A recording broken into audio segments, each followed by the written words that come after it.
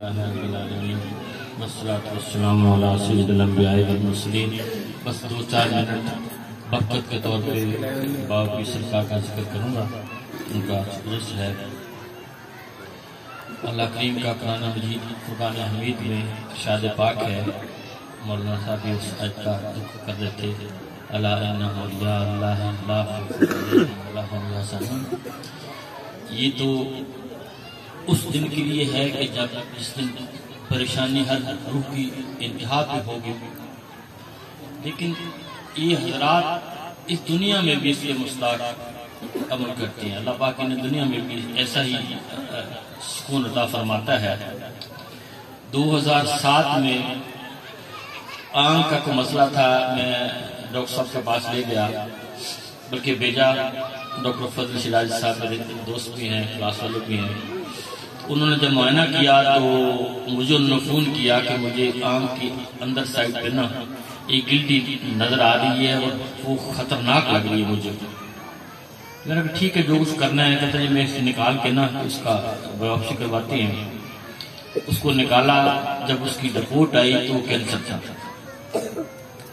13 سال انہوں نے اس کا علاج برداشت کیا اور ایک دن بھی تکلیف کا اظہار نہیں کیا۔ جب بھی پوچھا ٹھیک ہے، جب جاتی تکلیف سے نہیں، بالکل ٹھیک ہے، کوئی مسئلہ نہیں۔ ایک دفعہ بھی اتنی بہادری کے ساتھ، ہمت اور حوصلے کے ساتھ انہوں نے وہ سارا علاج برداشت کیا۔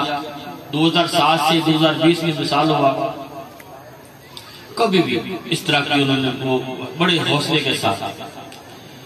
میں نے ان کے ساتھ عمر کا تقریباً 50 سال گزارے، اتنا شفیق انہیں پایا بحیثیت باپ کہ شاید ہی کوئی کسی کا باپ اتنا شفیق ہو۔ آخری دنوں میں مثال سے 1-2 سال پہلے یہ سارے بچے اکٹھے ہو گئے اور ان سب نے درخواست کی، فیملی کے بچے تھے، بیٹیاں بھی بیٹے بھی، کہ ہم نے بیعت ہونا ہے۔ سب سے اکٹھے بیعت کیا، بڑے خوش ہوئے، ذکر اذکار بتایا۔ یہ بھی ان کے ولی اللہ ہونے کی نشانی تھی کہ گھر کے افراد انہیں اللہ کا بندہ مانتے ہیں۔ عموماً ایسے ہوتا ہے کہ عام طور پر بڑے لوگوں کی 2 شخصیات ہوتی ہیں، ایک باہر لوگوں کے لیے ہوتی ہے، ایک گھر والوں کے لیے ہوتی ہے۔ میں نے الحمدللہ میں اب سب لوگوں کے سامنے بالکل بھی خدا کو حاضر ناظر جان کے یہ بات کہہ رہا ہوں کہ میں نے اپنے والد صاحب کو، اپنے چچا کو اور اپنے پیشوائے پاک کو جیسا گھر میں پایا ویسا ہی باہر پایا، کوئی 2 شخصیات نہیں تھی۔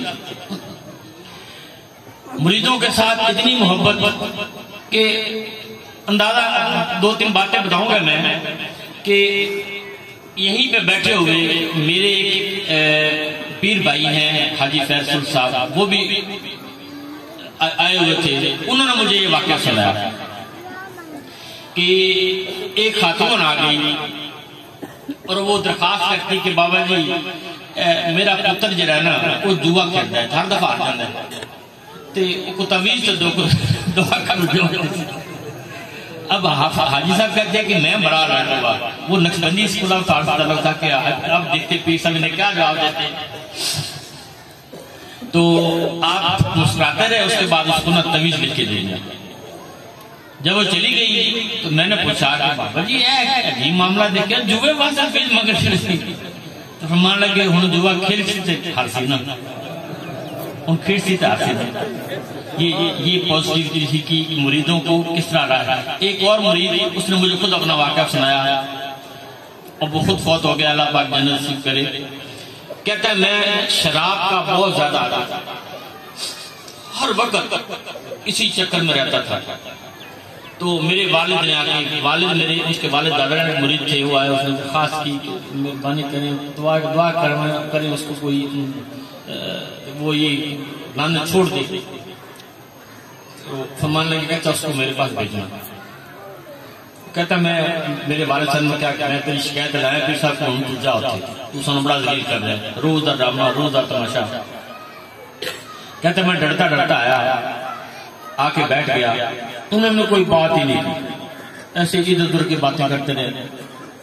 تو جاتے وقت ایک لفظ بتایا کہ اے پڑھتا رہتا، اتنی نوکری واسطے چنگا ہے۔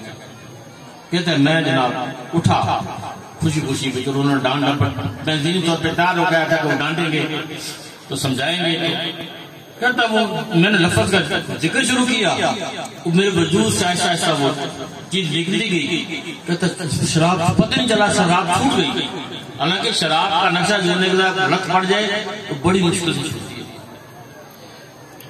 نبی رحمت کے پاس ایک بڑا مشہور واقعہ ہے، ایک خاتون آئی، خاتون مرزوبہ تھی، حضور کو اشارہ کیا، حضور مسجد نبی فرماتے اٹھ کے گئے، فرمایا کہ اندر جا کے بات کرنی ہے، بڑی دیر باتیں کرتے رہے تو حضور خاموشی سے سنتے رہے، حضور کو پسینہ بھی آ گیا صلی اللہ علیہ وسلم۔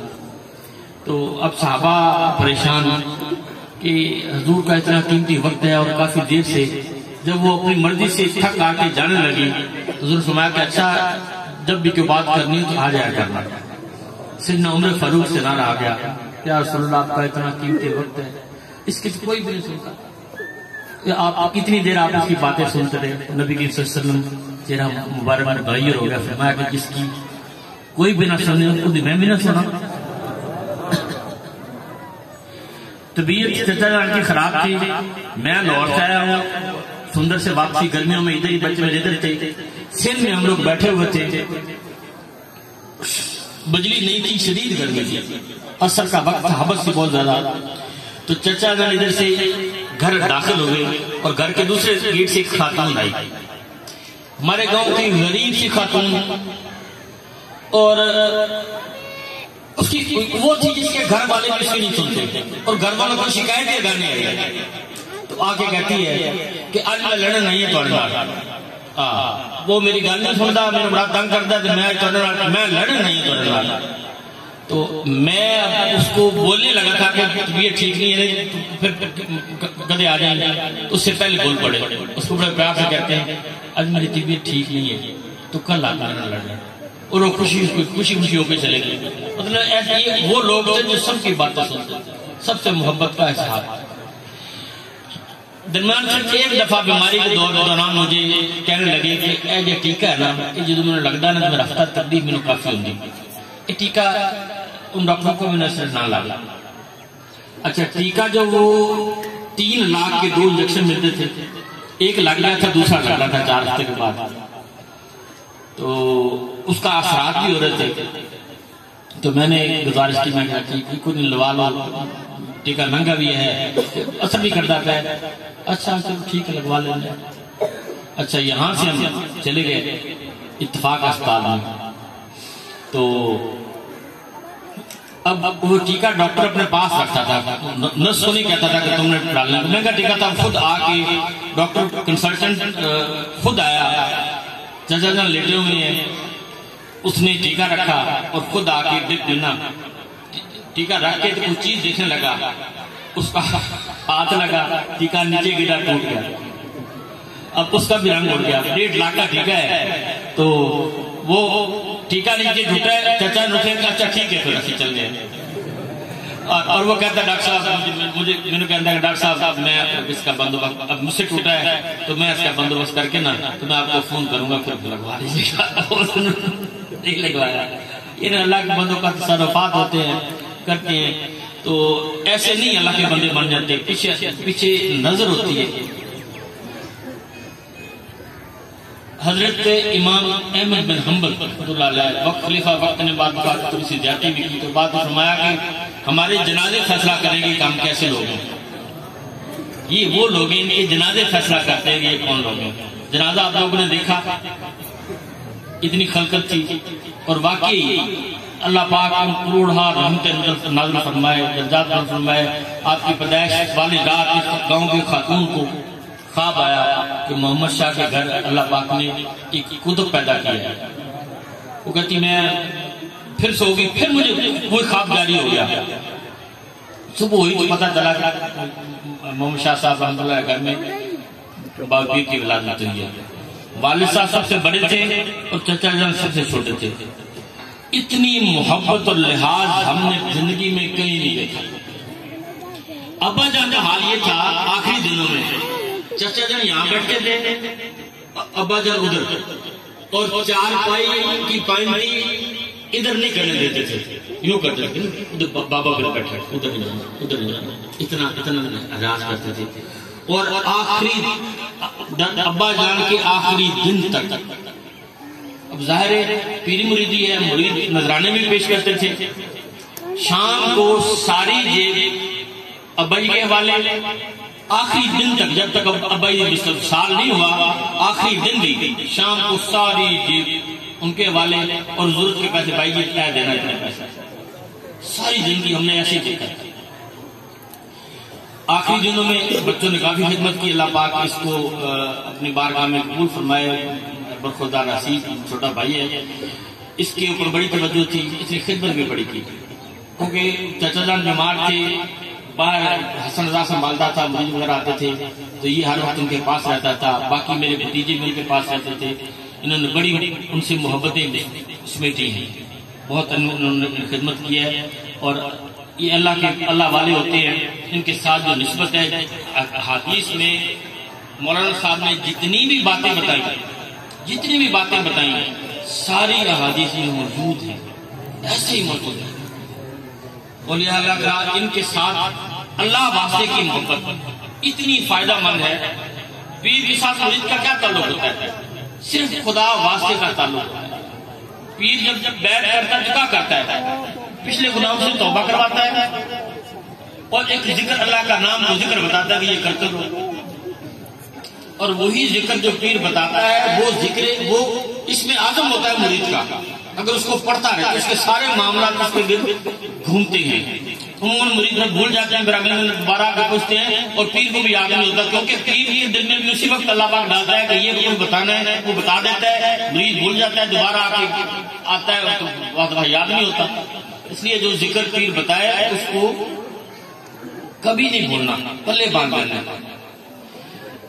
نبی رحمت صلی اللہ علیہ وسلم کی حدیث پاک ہے کہ جب دو مسلمان آپس میں ملتے ہیں اور ملنے کا مقصد صرف خدا کی ذات ہوتا ہے، تعلق صرف خدا کے لیے ہوتا ہے، تو دونوں کے جدا ہونے سے پہلے اللہ پاک ان کے گناہوں کو معاف کر دیتا ہے. اتنا بڑا اجر ہے، اتنا بڑا اجر ہے. اور پیر کے پاس آنا جاتا ہی اللہ کے لیے، پیر کے پاس تو اللہ کے لیے جاتا ہے نا. ہم مومن ہو نہ ہو، پیر تو مومن ہے نا، تو اسے اللہ کے لیے اس کی زیارت کے لیے جاتا ہے، صرف اللہ کے لیے. کتنا بڑا اجر ہے. لہذا یہ لوگوں کی باتوں سوشل میڈیا پہ نوجوان سنتے ہیں، یہ ساری باتیں ڈیسائڈ جو اعتراض کوئی شخص کرتے ہیں نا، ان سب کے جواب علماء حق نے دیے ہوئے ہیں. ڈیسائڈ باتیں جو مولانا صاحب نے باتیں کی ساری سونے کے پانے سے لکھنے والی باتیں اور درست باتیں اور حدیث اور قرآن سے اس کا ثابت ہے.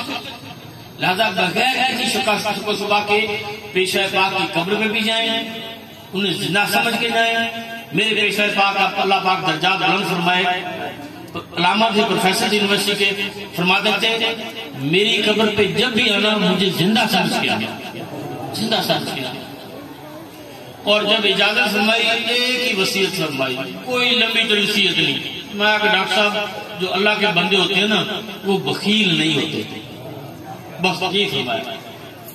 اللہ کے بندے بخیل نہیں ہوتے، کنجوس نہیں ہوتے، اللہ کا نام بتانے میں کنجوسی نہیں کرتے، دعا کرنے میں کنجوسی نہیں کرتے. اللہ کریم ہماری اس حاضری کو اپنے بارگاہ میں قبول فرمائے. اور بابا پیر سرکار کا ہم نے ذکر کیا، ذکر خیر کیا ہے، اللہ پاک ہمیں اس کا اجر عطا فرمائے. اور جو بابا پیر کے مریدین ہیں ان کا یقین اور اللہ پاک عطا کرے. تمام حضرات ایک دفعہ سورہ فاتحہ، 3 بار سورہ